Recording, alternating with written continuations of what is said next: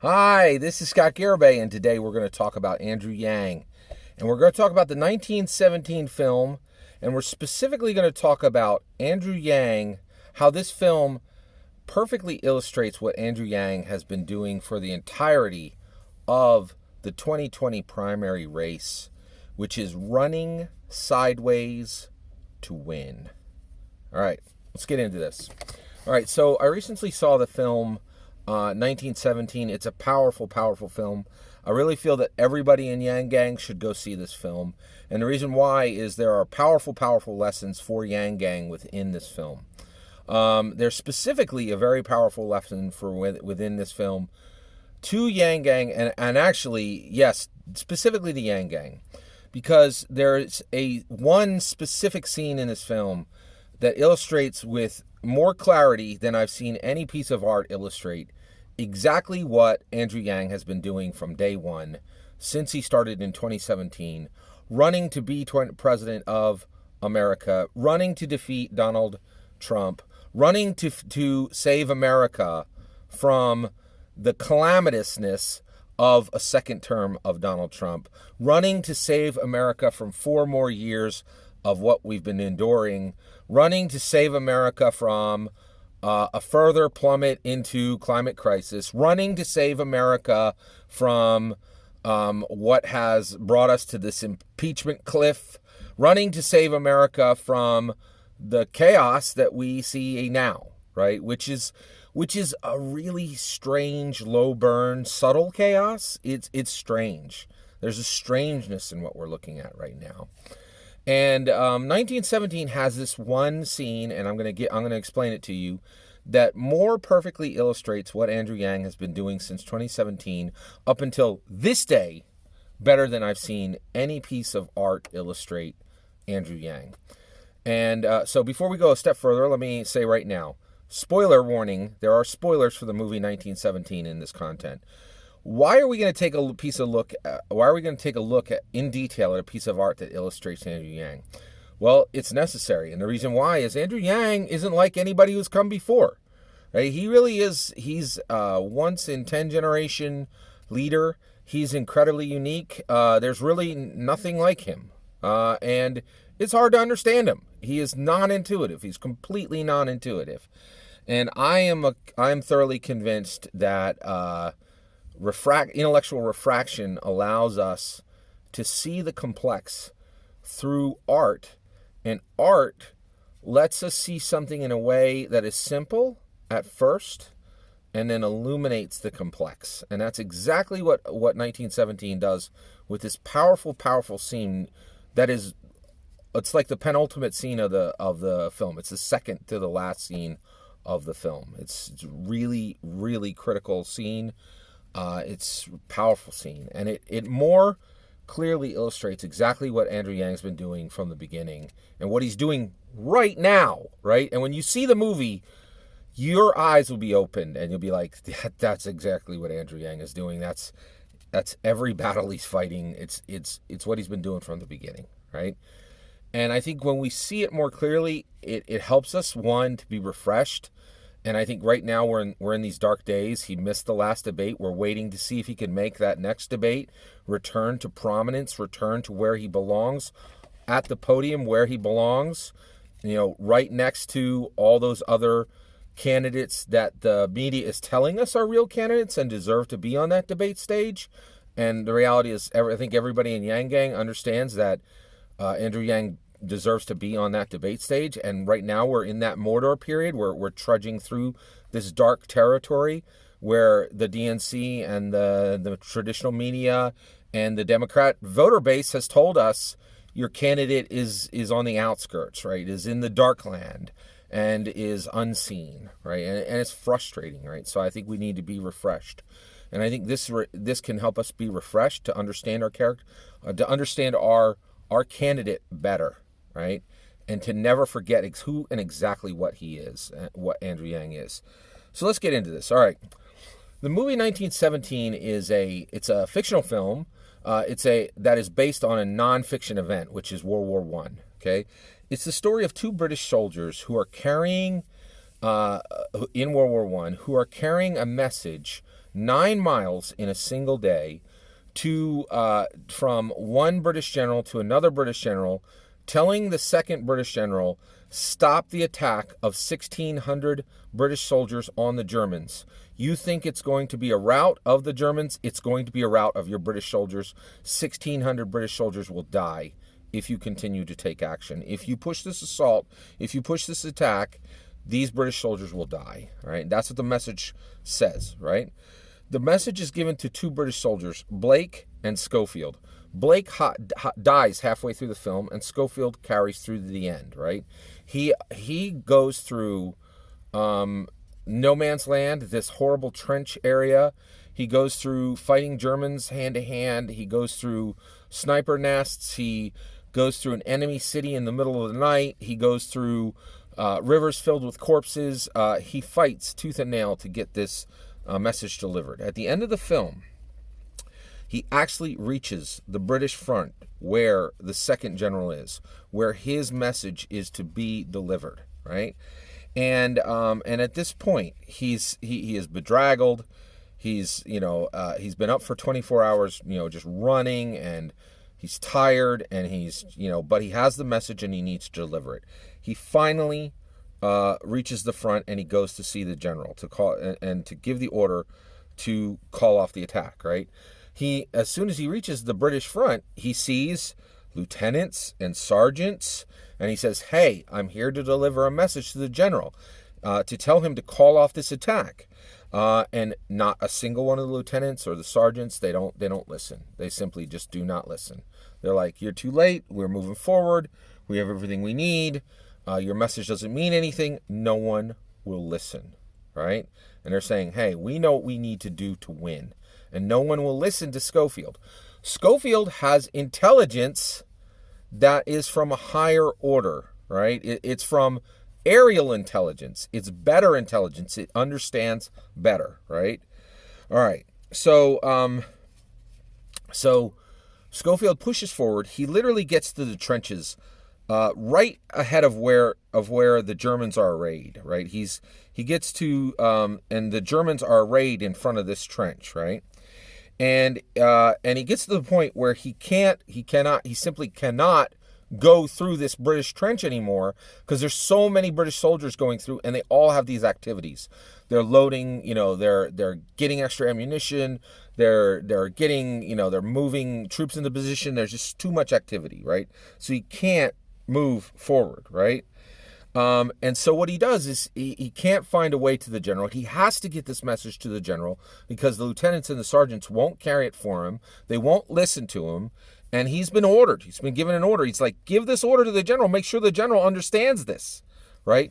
And there was even a point earlier in the film where he explains this order to another lieutenant, right?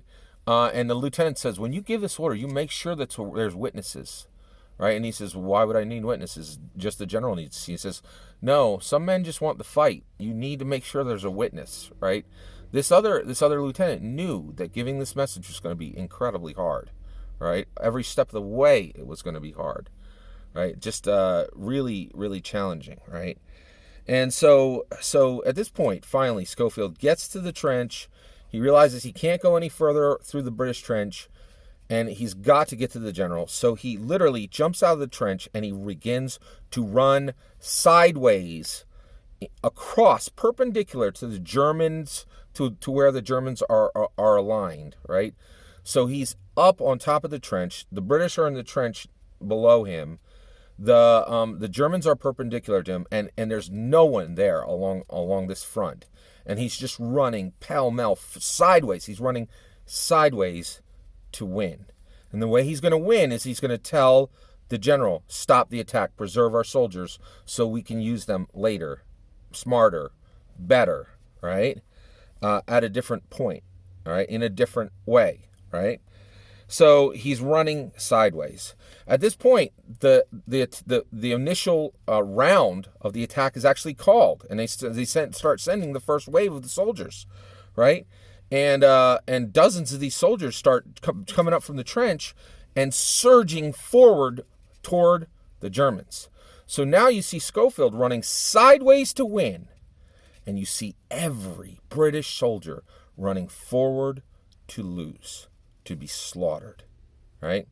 And when I saw this, I was like, holy cows, is that the 2020 primary,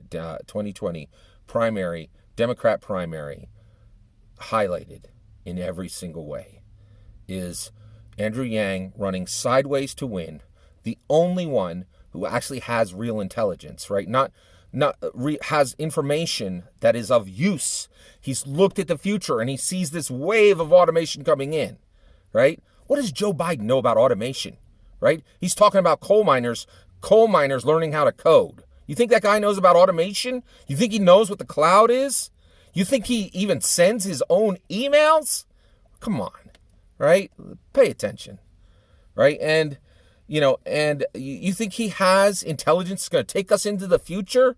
Not intelligence like IQ. Do you think he has the information, the data that's going to take us into a visionary path of the future? You think Joe Biden has a visionary path that's going to take us into the future? Joe Biden, right? Like that Joe Biden is going to carve our future's path for America, right? With driverless cars, artificial intelligence, cloud, right? Like almost everything we do now is tech-based. And this is a person that I highly doubt even sends his own emails, right? You hear what I'm saying? Hillary Clinton just wrote a book that said she didn't even bother to send her own emails, right? Like somebody typed them for her. Like this, it's incredible. It's incredible, right? And people are thinking that this is where we're going to get our data. This is where we're going to get our vision for the future, right? So Andrew Yang has done the math. He's looked at what's coming, right? And he sees the real situation, right? And he's developed an actual plan to deal with it. Freedom dividend. He's saying, we got real people in this nation that are in real trouble, and he wants to help them. And he's built a real plan that really helps them, right?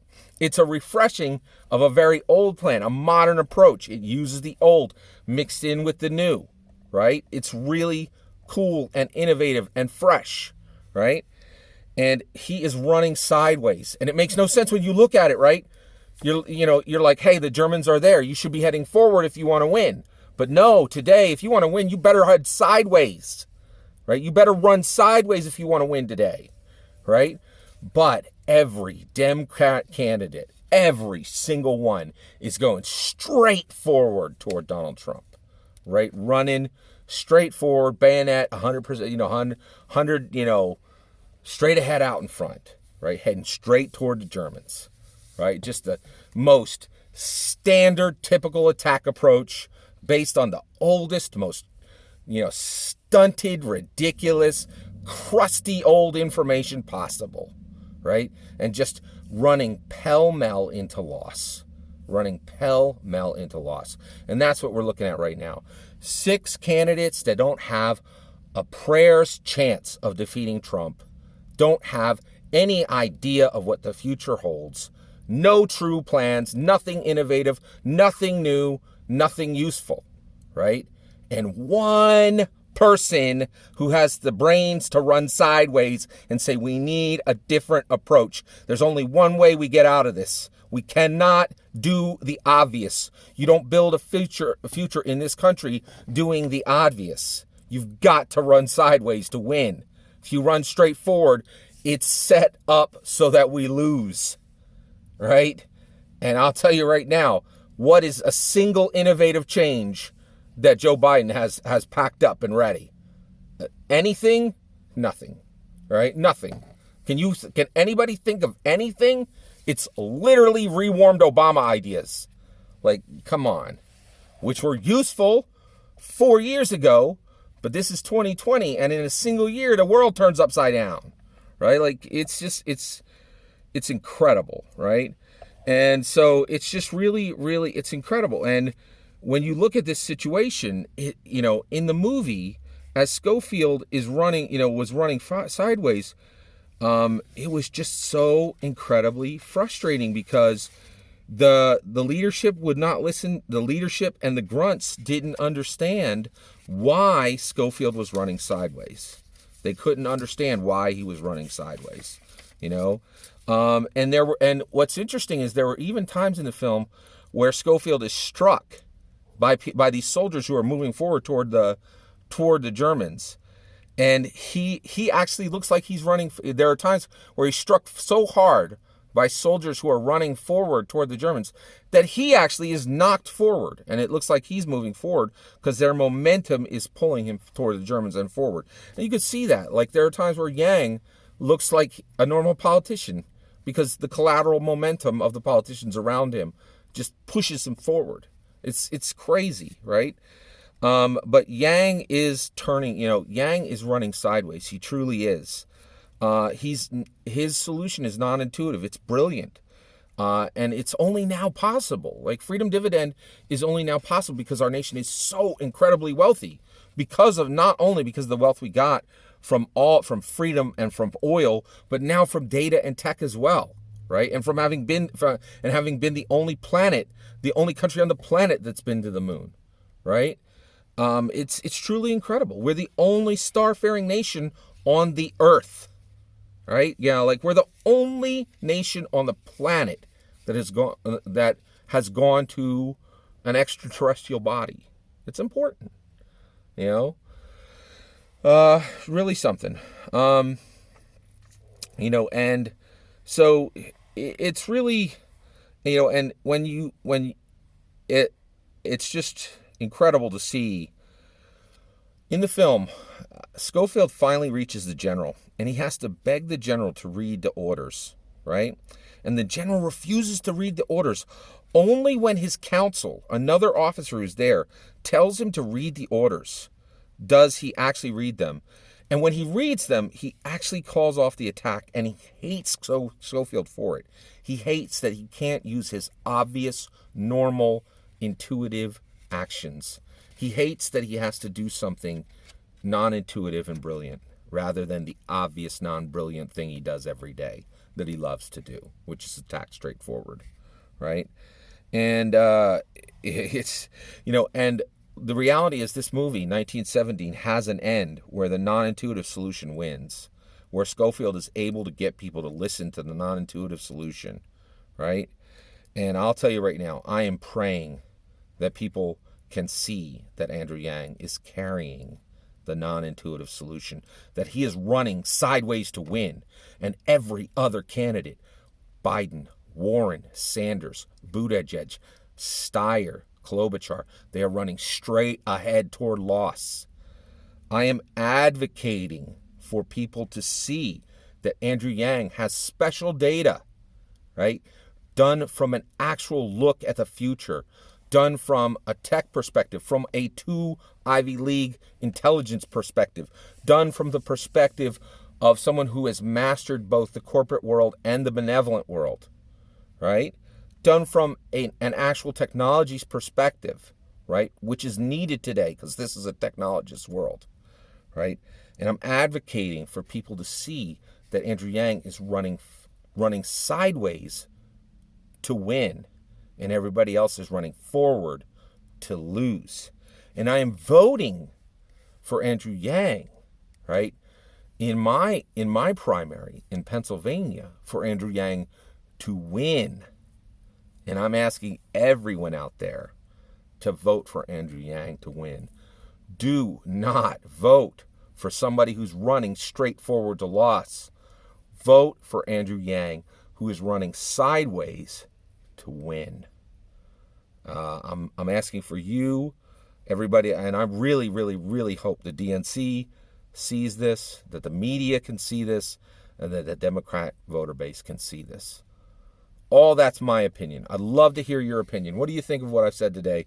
Do you see that Andrew Yang is running sideways to win and that every other candidate is running straight forward toward loss? I'd love to hear your thoughts. Let me know in the comments below. Please consider liking and subscribing, and have a wonderful millennium.